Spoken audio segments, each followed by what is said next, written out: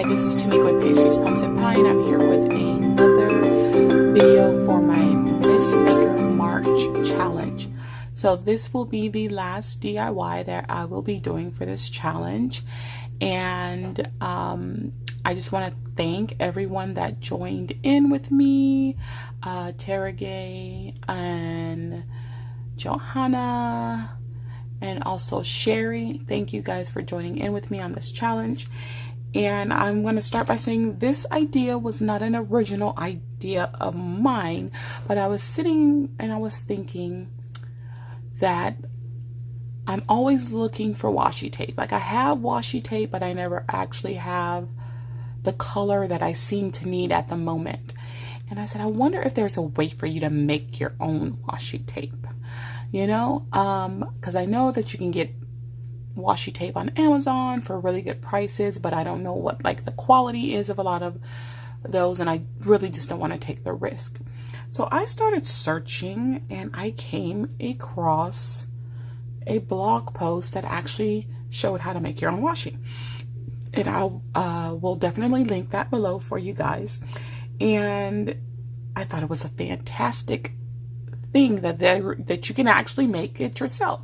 Now, is it going to be the same as some of the washi that you go out and purchase? No, but it will be your own. So let's go ahead and get started. I'll tell you what you're going to need. You're going to need some parchment paper. You're going to need some regular tape, Scotch tape, clear tape. You're going to need scrapbook paper, or any other kind of paper that you would want to use, or even fabric. You're going to need some regular white craft glue. You're going to need a ruler. You're going to need a paintbrush. You're going to need a pencil, and you'll probably need a paper cutter or scissors. So it's very easy to do. So when I first did mine, I used like a pretty large piece of the parchment paper, and I realized I don't really need a big piece. You can make the washi as long as you want or short as you want. I try to make it as long as I can as far as the length of the parchment paper that I have. So I take some of the tape and I cut as much of it as I would like to have, and then I just put it down. Oops, already I can see some length trying to get on the back of that. Okay, so we took that off. All right, so just place it down on your parchment paper, okay? There you have it. Now, what you're gonna do once you have it down, you're gonna flip the parchment paper over. And this part was a little difficult for me because of lighting. But from what you want to do now is you want to trace along the strip of the tape. And I found this a little difficult because you almost have to hold it up like this to see exactly where the edge is, because of lighting. So I'm going to do that, and then I'm going to go ahead and just trace along there. And kind of what I did the first time that I tried this, I kind of just lifted it up, held it real taut, and traced it like this. So I mean, that is an option as well. And this just kind of worked almost a little better for me because I could see it better. Okay, I'm going to try and do the other side now. And then it helps too if you do the shorter ends like this, and then you can kind of line up your ruler and get it straight from there. So with that helps as well. Okay, so once again, you're going to put your tape down on your parchment paper. You're going to flip your parchment paper over and trace around the edging of the tape. Okay, So once you do that, you're going to flip it back over again. And now we're going to take the regular glue and we're going to put glue down in a zigzag pattern. Now, what I learned after doing this the first time is you want to make sure you have enough glue but not too much glue. Because what happened when I did this the first time is I was trying not to put too much glue, and then I noticed that my paper didn't stick to the parchment paper as much as I needed it to. So now you're going to go ahead and just spread the glue around on top of the tape. It's okay if you get a little bit over the edge of it. You just want a nice even coating of it along the strip of tape. That's the main thing. You don't want it to be too thin because you're going to want your tape to adhere to it. And I think what happened the first time is because I didn't put as much. I think it started to kind of dry out quickly before I could stick my paper on. And then your paper doesn't stick very well when that happens. So just make sure you have nice ample amount and a nice even coverage.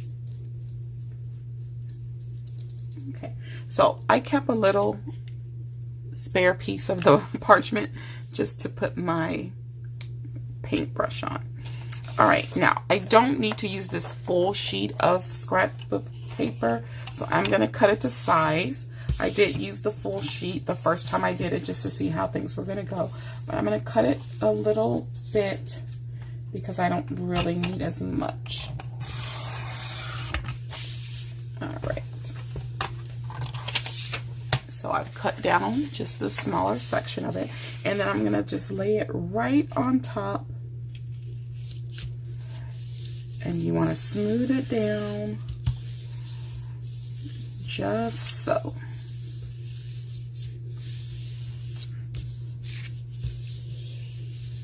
Now, you can go ahead and dry this with like a blow dryer if you want, if you're impatient, or you can just let it completely dry on its own. And as you could see, you could still see the backing here where you traced it. So I'm just going to go ahead and let this dry all on its own.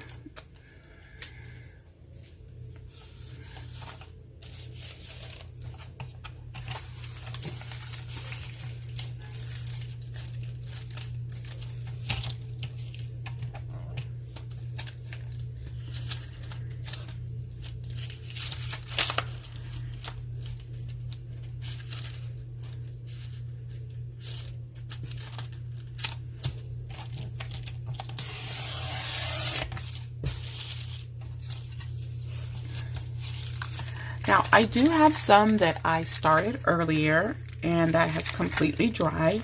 This is the paper that I use, this kind of dotted, kind of has a 70s vibe to it. So I have a whole stack of scrapbook paper that I never really use at all.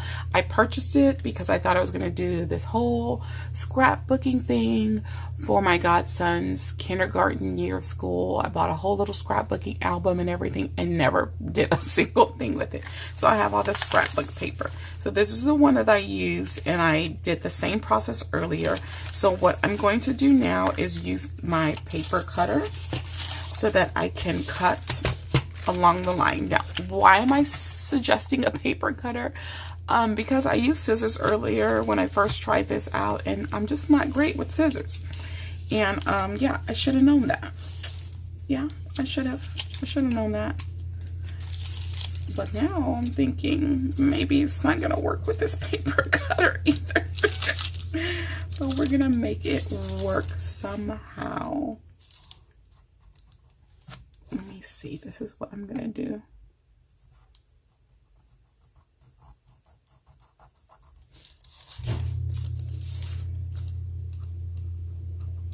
Gonna extend these lines and see if that helps, because I'm just not good with straight lines. So we're gonna extend those lines that way we can make sure we cut this the right way.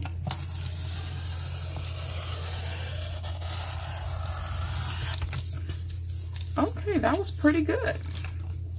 Okay, so let me do the same thing. This time I'm just going to use a ruler just to make it a little better. So I'm going to extend those lines again. And that way it'll make it easier for me to put it through the paper cutter. All right.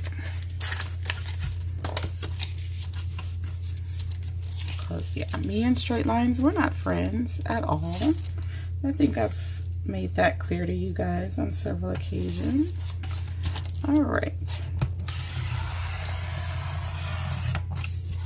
All right, and then I'll just use scissors to cut the rest of this off on the side.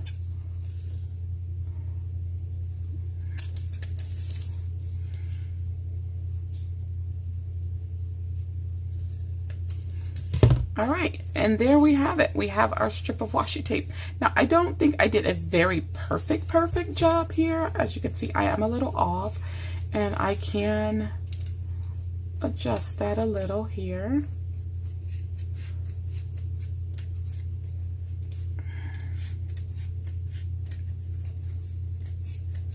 Just to make it a little nicer there.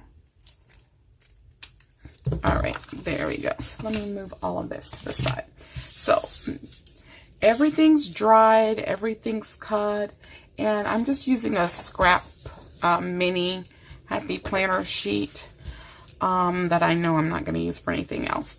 So if I wanted to put this down, I can cut it to size, okay, right?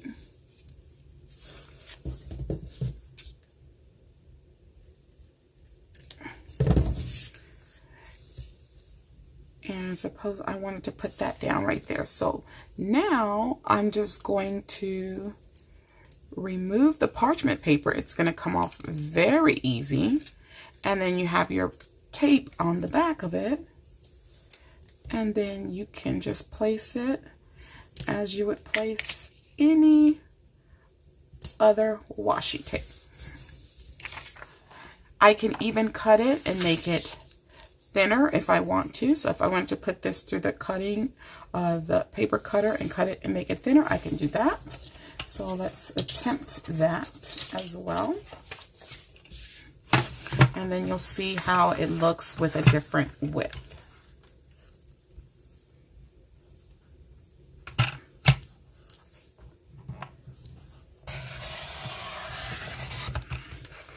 All right. So now I have a thinner piece, and I can adjust it again to the length that I need it.